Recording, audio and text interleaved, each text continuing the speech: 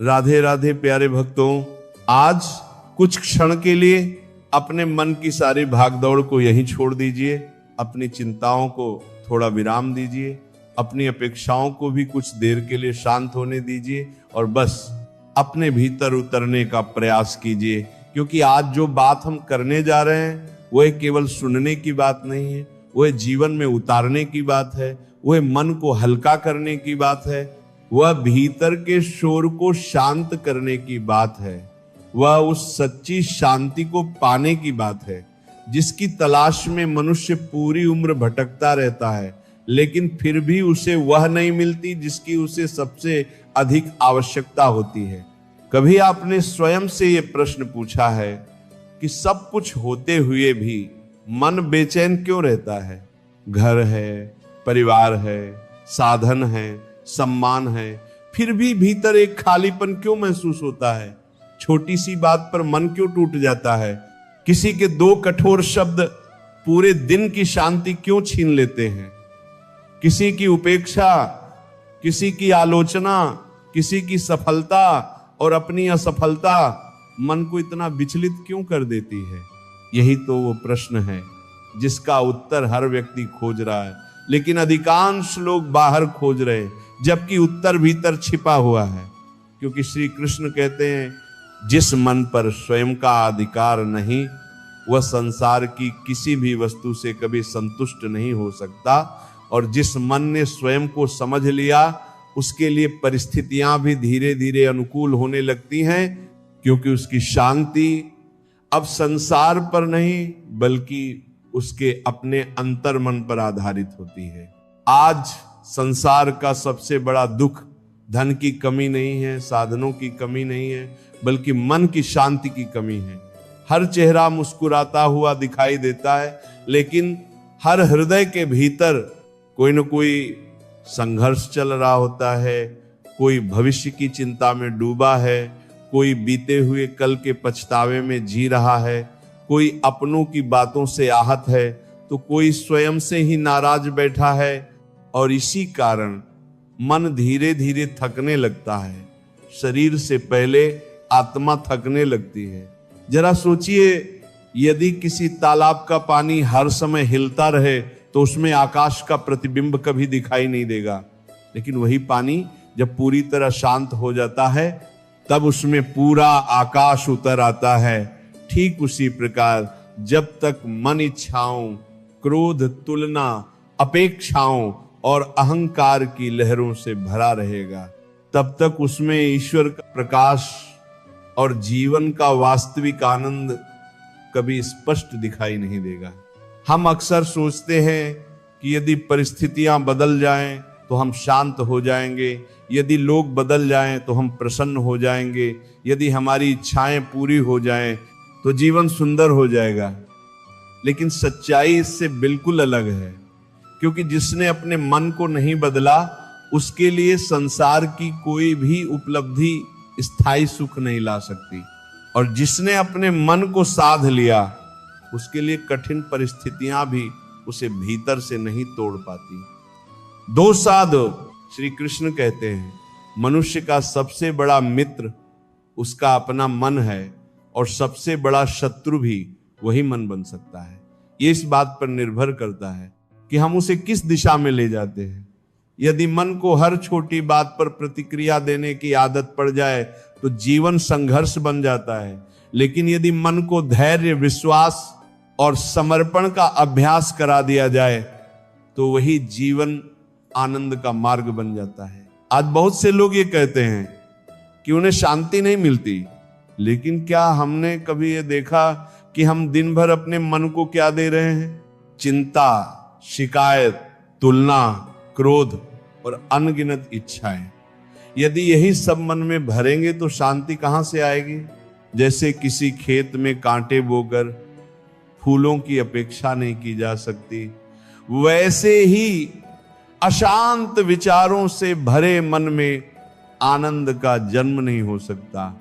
इसीलिए आज की ये यात्रा केवल कुछ अच्छी बातें सुनने की यात्रा नहीं है, ये अपने मन को पहचानने की यात्रा है, स्वयं से मिलने की यात्रा है, और उस सत्य को समझने की यात्रा है, जिसे जान लेने के बाद जीवन की अनेक उलझनें अपने आप सुलझने लगती हैं। क्योंकि जब मन शांत होता है तब निर्णय भी सही होते हैं, संबंध भी मधुर होते हैं और ईश्वर की कृपा भी पहले से अधिक स्पष्ट अनुभव होने लगती है। हो सकता है इस समय आपके जीवन में भी कोई ऐसी चिंता हो जिसे आपने किसी से साझा न किया हो, कोई ऐसा दर्द हो जो केवल आपका अपना हो, कोई ऐसी बेचैनी हो जो रातों की नींद छीन लेती हो। यदि ऐसा है तो आज की इन बातों को केवल कानों से मत सुनिए, इन्हें अपने हृदय तक उतरने दीजिए। क्योंकि कभी कभी जीवन बदलने के लिए बहुत बड़े चमत्कार की आवश्यकता नहीं होती, केवल एक सही विचार, एक सही दृष्टिकोण और एक सही समझ पर्याप्त होती है। याद रखिए, मन की शांति बाहर से मिलने वाली वस्तु नहीं है, ये भीतर जागने वाली अवस्था है। और जब ये जाग जाती है तब वही संसार जो पहले बोझ लगता था अब ईश्वर की सुंदर रचना दिखाई देने लगता है। वही लोग जो पहले दुख का कारण लगते थे अब सीख देने वाले गुरु प्रतीत होने लगते हैं। और वही जीवन जो पहले कठिन लगता था अब ईश्वर का सबसे सुंदर उपहार महसूस होने लगता है। तो आइए पूरे धैर्य, पूरे विश्वास और पूरे खुले मन के साथ इस आध्यात्मिक यात्रा की शुरुआत करें। क्योंकि आगे जो बातें आने वाली हैं वे केवल आपके विचार नहीं बदलेंगी, बल्कि यदि आपने उन्हें अपने जीवन में उतार लिया तो संभव है आपका पूरा जीवन पहले से अधिक शांत, अधिक सरल और अधिक आनंदमय बन जाएगा। अब सबसे पहले उस बात को समझिए जो मन की अशांति का सबसे बड़ा कारण बनती है, और वह है अपेक्षा। मनुष्य का अधिकांश दुख परिस्थितियों से नहीं बल्कि अपनी अपेक्षाओं से जन्म लेता है। हम चाहते हैं कि हर व्यक्ति हमारे अनुसार व्यवहार करे, हर संबंध हमारी इच्छा के अनुसार चले, हर कार्य हमारी योजना के अनुसार पूरा हो। और जब ऐसा नहीं होता तब मन धीरे धीरे अशांत होने लगता है, भीतर शिकायतें जन्म लेने लगती हैं और वही शिकायतें धीरे धीरे दुख का रूप धारण कर लेती हैं। श्री कृष्ण कहते हैं, जिसने अपेक्षाओं को सीमित करना सीख लिया उसने अपने जीवन के आधे दुखों को उसी क्षण समाप्त कर दिया। क्योंकि संसार का प्रत्येक व्यक्ति अपनी बुद्धि, अपने संस्कार और अपनी परिस्थितियों के अनुसार ही व्यवहार करता है। यदि हम हर किसी से अपने मन के अनुसार चलने की आशा करेंगे तो निराशा निश्चित है। लेकिन यदि हम ये स्वीकार कर लें कि प्रत्येक व्यक्ति अपनी यात्रा पर है, तब हमारा मन बिना कारण दुखी होना छोड़ देगा। जरा अपने जीवन की ओर देखिए, कितनी ही बार ऐसा हुआ होगा कि आपने किसी के लिए बहुत कुछ किया लेकिन बदले में वैसा सम्मान, वैसा प्रेम या वैसी कृतज्ञता नहीं मिली। तब मन ने कहा, इतना सब करने के बाद भी मेरे साथ ऐसा क्यों हुआ? और यही प्रश्न भीतर पीड़ा बनकर बैठ गया। लेकिन क्या कभी आपने ये सोचा कि यदि आपका कर्म सच्चा था तो उसका मूल्य किसी मनुष्य की प्रशंसा से क्यों तय होना चाहिए? जब हम अपने अच्छे कर्मों का मूल्य लोगों की प्रतिक्रिया से जोड़ देते हैं तभी दुख शुरू हो जाता है। क्योंकि लोग बदलते रहते हैं, उनकी सोच बदलती रहती है, उनका व्यवहार बदलता रहता है। यदि आपका उद्देश्य केवल ईश्वर को साक्षी मानकर अपना कर्तव्य निभाना है, तब किसी की प्रशंसा और किसी की उपेक्षा दोनों ही आपके मन की शांति को नहीं छीन पाएंगे। मन की एक और आदत है, वो हर समय तुलना करता रहता है। किसी के पास अधिक धन है, किसी के पास बड़ा घर है, किसी का परिवार अधिक सुखी दिखाई देता है, किसी को अधिक सम्मान मिलता है, और फिर मन धीरे धीरे ये मानने लगता है कि शायद मेरे जीवन में ही कमी है। लेकिन सत्य यह है कि जो दिखाई देता है वो हमेशा पूरा सत्य नहीं होता है। हर मुस्कुराते चेहरे के पीछे एक अनकहा संघर्ष भी होता है। हर सफल व्यक्ति के जीवन में ऐसी परीक्षाएं होती हैं जिन्हें संसार कभी देख नहीं पाता।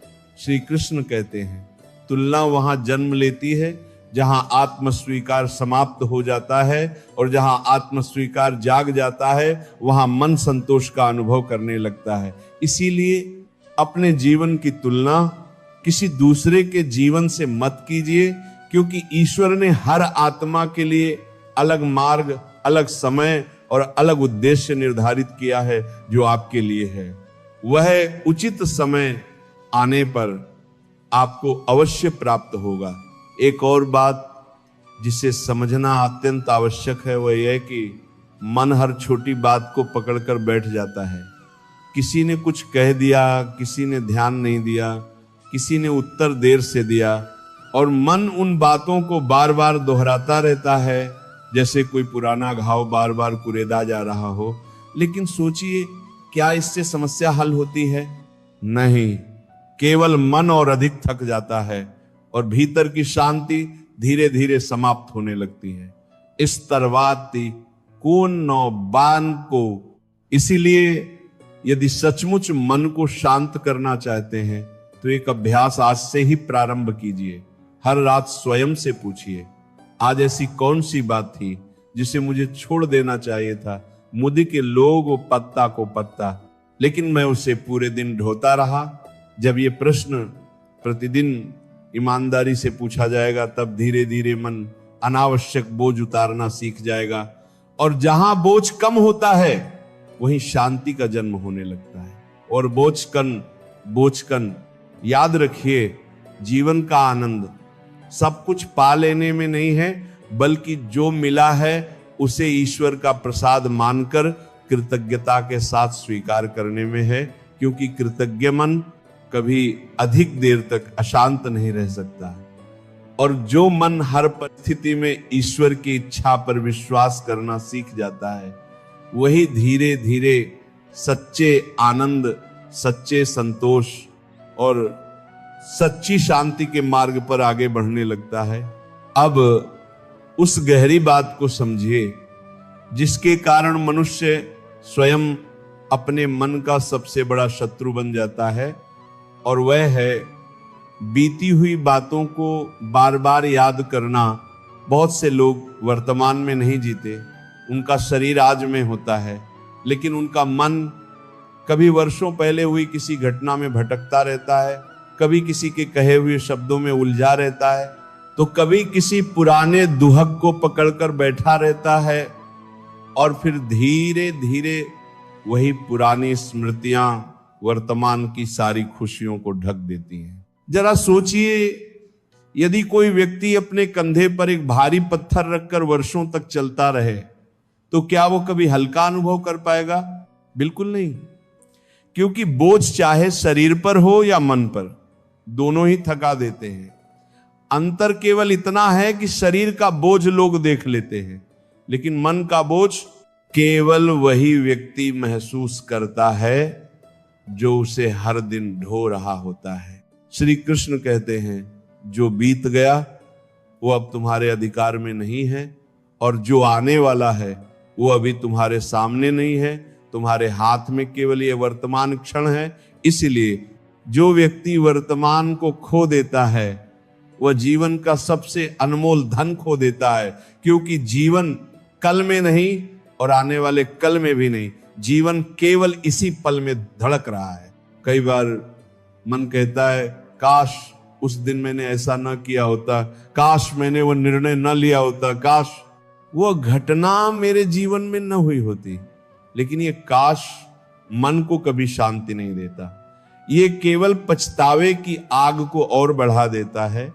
और जो व्यक्ति हर दिन पछतावे में जीता है वह वर्तमान की कृपा को पहचान ही नहीं पाता। यदि आपने कोई भूल की है तो उससे सीख लीजिए, यदि किसी ने आपको दुहक दिया है तो उससे अनुभव ले लीजिए, लेकिन उस घटना को अपने जीवन का स्थायी सत्य मत बना लीजिए, क्योंकि हर दुहक केवल एक अध्याय होता है, पूरी कहानी नहीं। और जो व्यक्ति एक अध्याय में ही अटक जाता है वह आगे लिखे जाने वाले सुंदर अध्यायों तक कभी पहुंच नहीं पाता। मन की एक और आदत है, वो क्षमा करने में बहुत देर लगाता है। वो बार बार वही चेहरे याद करता है जिन्होंने कभी उसे चोट पहुंचाई थी, और फिर भीतर ही भीतर उनसे डरता रहता है।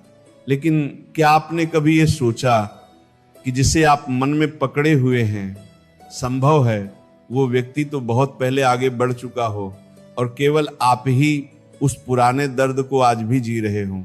श्री कृष्ण कहते हैं क्षमा करना दूसरे व्यक्ति पर उपकार करना नहीं है, ये अपने मन को मुक्त करना है। क्योंकि जब तक भीतर शिकायत जीवित रहती है तब तक शांति का प्रवेश नहीं हो सकता। जिस हृदय में क्षमा आ जाती है वहां ईश्वर की कृपा भी सहज उतरने लगती है, क्योंकि निर्मल हृदय ईश्वर को सबसे अधिक प्रिय होता है। इसका अर्थ ये बिल्कुल नहीं कि जिसने आपके साथ गलत किया उसे सही मान लिया जाए, नहीं। विवेक हमेशा बनाए रखिए। दूरी भी आवश्यक हो सकती है, लेकिन मन में विष मत रखिए, क्योंकि विष जिस पात्र में रखा जाता है सबसे पहले उसी पात्र को नुकसान पहुंचाता है। ठीक वैसे ही क्रोध, द्वेष और शिकायत सबसे पहले उसी मन को जलाते हैं जिसमें वे बसते हैं। आज से एक छोटा सा अभ्यास प्रारंभ कीजिए। जब भी कोई पुरानी पीड़ा आपके मन के द्वार पर दस्तक दे, तब उसी क्षण एक गहरी सांस लीजिए और अपने आप से कहिए, जो बीत गया उसे मैं ईश्वर को समर्पित करता हूं। जो आज मेरे पास है उसी में मैं अपना जीवन संवारूंगा। धीरे धीरे आपका मन अतीत की कैद से बाहर निकलना सीख जाएगा, और जब मन अतीत से मुक्त होता है तभी वह वर्तमान की शांति का अनुभव कर पाता है। याद रखिए, ईश्वर ने आपको जीवन पीछे देखने के लिए नहीं, आगे बढ़ने के लिए दिया है। हर नया प्रभात यह संदेश लेकर आता है कि आज का दिन कल की गलतियों का बोझ उठाने के लिए नहीं, बल्कि नई समझ, नए विश्वास और नए प्रकाश के साथ जीने के लिए है। इसलिए अपने मन को बार बार अतीत की अंधेरी गलियों में मत भेजिए, उसे ईश्वर के नाम में, वर्तमान के प्रकाश में और कृतज्ञता की भावना में स्थिर होने दीजिए, क्योंकि वही सच्ची शांति का आरंभ होता है। अब एक ऐसी बात को समझिए जो देखने में बहुत छोटी लगती है, लेकिन यही छोटी सी आदत धीरे धीरे मन की सारी शक्ति को समाप्त कर देती है, और वह है हर बात पर आवश्यकता से अधिक सोचना।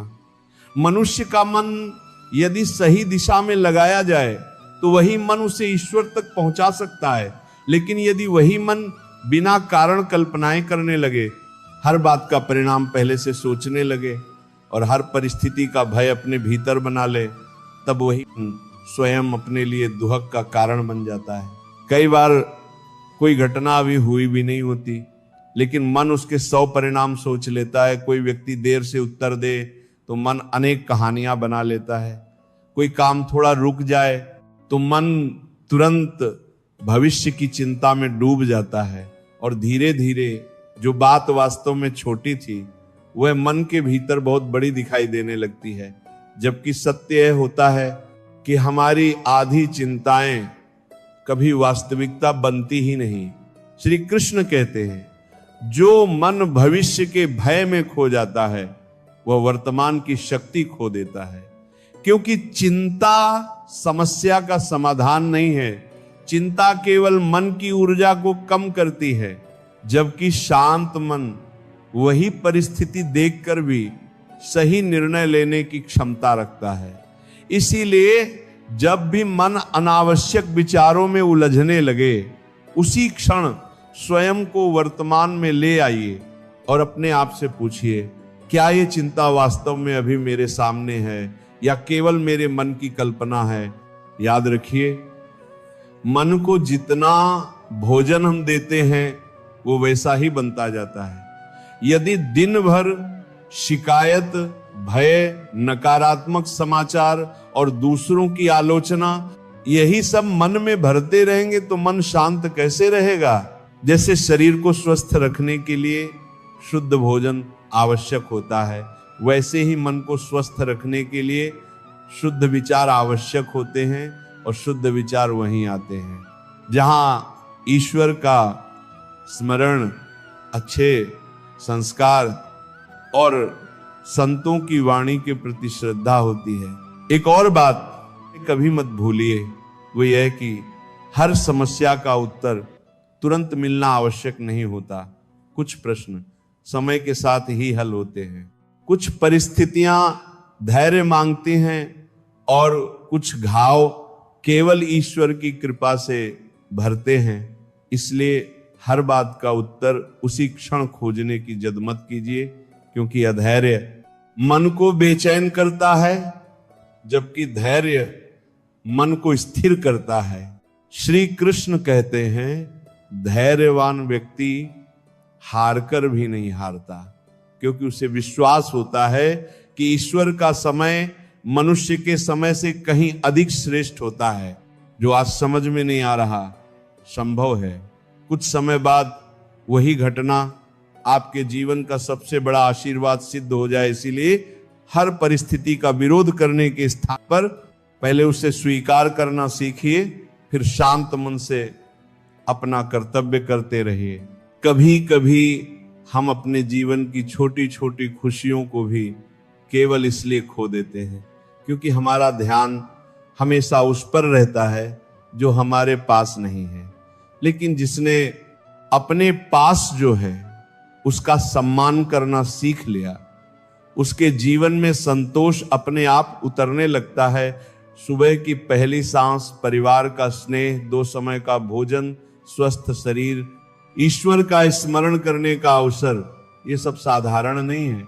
ये ईश्वर की अनमोल कृपा है जिसे हम अक्सर सामान्य समझकर भूल जाते हैं।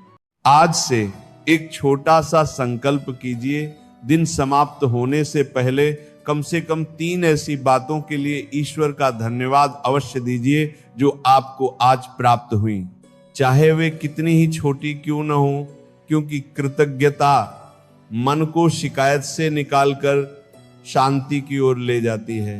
और जो मन प्रतिदिन धन्यवाद देना सीख जाता है वह धीरे धीरे हर परिस्थिति में ईश्वर की उपस्थिति अनुभव करने लगता है। याद रखिए, मन की शांति किसी बड़े चमत्कार से नहीं आती, वो छोटे छोटे सही विचारों, सही आदतों और सही दृष्टिकोण से जन्म लेती है। जब आप अनावश्यक चिंता छोड़ देते हैं, धैर्य अपना लेते हैं, वर्तमान में जीना सीख लेते हैं और हर परिस्थिति में ईश्वर पर विश्वास बनाए रखते हैं, तब भीतर ऐसा प्रकाश जागता है जिसे संसार की कोई भी कठिनाई बुझा नहीं सकती। अब इस पूरी चर्चा की सबसे महत्वपूर्ण बात को अपने हृदय में उतार लीजिए, क्योंकि यदि यह एक बात जीवन में आ गई तो मन की आधी अशांति उसी क्षण समाप्त होने लगेगी, और वह बात है समर्पण। जहां समर्पण होता है वहां अनावश्यक भय नहीं रहता, वहां भविष्य की चिंता धीरे धीरे कम होने लगती है। वहां मन ये स्वीकार कर लेता है कि जो कुछ भी हो रहा है वह ईश्वर की कृपा और उनकी योजना के अनुसार ही हो रहा है। और जो व्यक्ति इस सत्य को स्वीकार कर लेता है उसका जीवन भीतर से बदलने लगता है। श्री कृष्ण कहते हैं, जो मुझे सच्चे मन से स्मरण करता है, जो अपने कर्म मुझे समर्पित कर देता है, जो परिणाम की चिंता छोड़कर केवल अपना कर्तव्य निभाता है, उसके जीवन का भार मैं स्वयं उठाता हूं।